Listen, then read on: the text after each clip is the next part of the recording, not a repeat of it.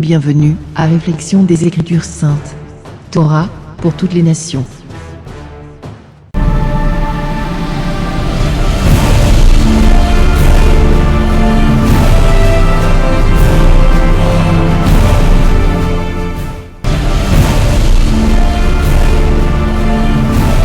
Eli, Eli, lema sabachthani. Shabbat Shalom à tous.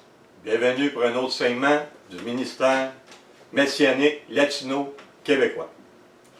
Aujourd'hui, on va s'approfondir, on va réfléchir sur un verset dans le Bri Hadasha, dans le Nouveau Testament, que tout le monde connaît, que souvent, qu'on a entendu souvent dans les films qu'on nous montre à la télé, des films hollywoodiens, et qui apporte beaucoup à la confusion.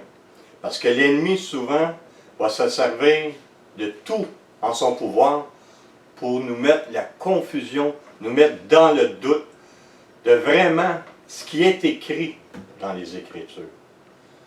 On va commencer avec un verset qui suit comme suit. On va aller voir dans Matthieu 27, chapitre 27, verset 46. On va voir comment que l'ennemi se sert de ce verset-là. Et vers la 9e heure, Jésus s'écria d'une voix forte, « Élie, Élie, lama sabachthani » c'est-à-dire, « Mon Dieu, pourquoi m'as-tu abandonné » Déjà là, l'ennemi, avec les films, tout ce qu'on voit à la télévision et tout ce qu'on voit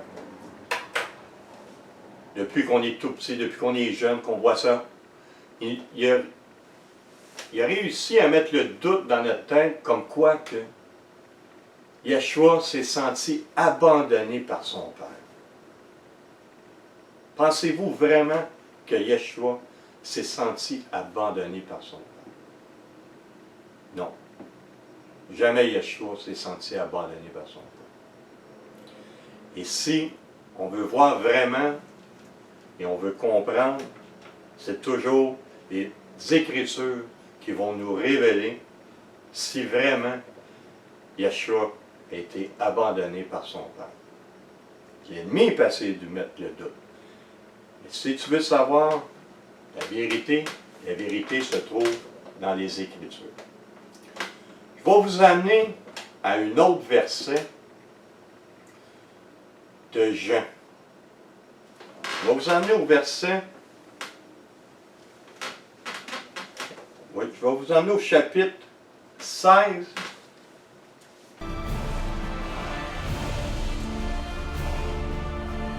Chapitre 16, verset 32. Qui voit comme suit.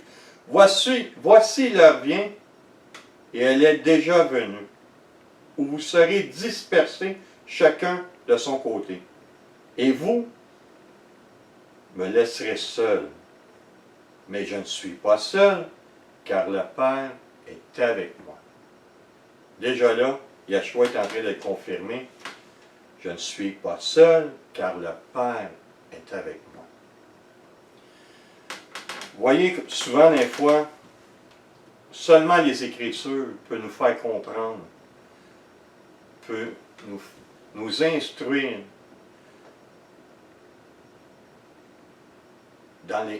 dans qu'est-ce qu'on a appris depuis tant d'années et qui nous a mis souvent dans l'erreur. Parce que Yeshua, dans un sens, qu'est-ce qu'il a dit dans Matthieu 27? Père, Père, pourquoi m'as-tu abandonné? Et on sait qu'Yeshua, quand il est venu accomplir tout ce que les prophètes avaient dit. Et à la croix, il était en train de s'accomplir le psaume 22. Qu'est-ce que David avait dit dans le psaume 22? Si on va voir au début, dans le psaume 22.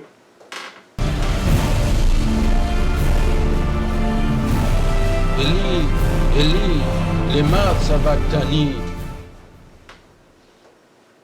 Le psaume 22 au chapitre 2. Mon Dieu, pourquoi tu m'as abandonné?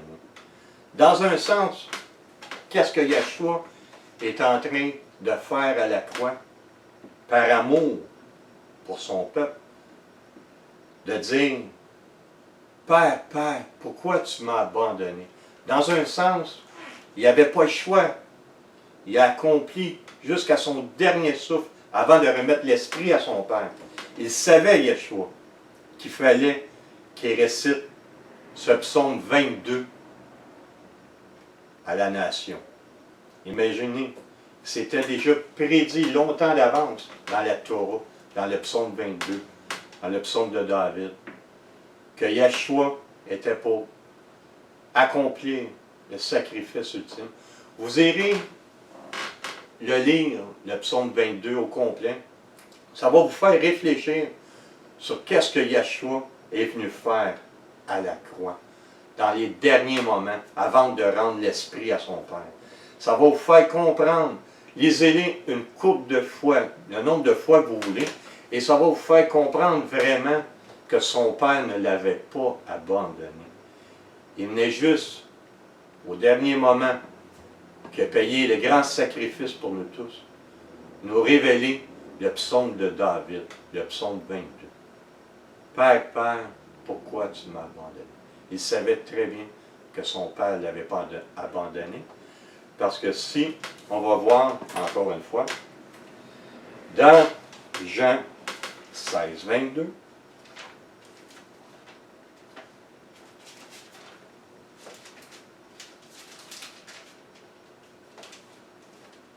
on voit très bien ici, chapitre 16, verset 32. « Voici l'heure vient, et est déjà venue, où vous serez dispersés, chacun de son côté, et vous me laisserez seul. Mais je ne suis pas seul, car le Père est avec moi. » Ce verset-là nous fait comprendre que Yeshua n'a jamais été abandonné par son Père. J'aimerais vous dire là-dessus, merci de nous écouter, de vous abonner au ministère latino, messianique latino-québécois, et de nous écrire par Internet si on peut répondre à toutes les questions que vous allez avoir pour nous. Ça va nous faire un plaisir de vous répondre. Le mieux possible, ce n'est pas nous autres jamais qui va vous répondre, c'est les Saintes Écritures. Et je vous dis, shalom à tous et bienvenue à un prochain segment du ministère messianique latino-québécois. Shalom tout le monde.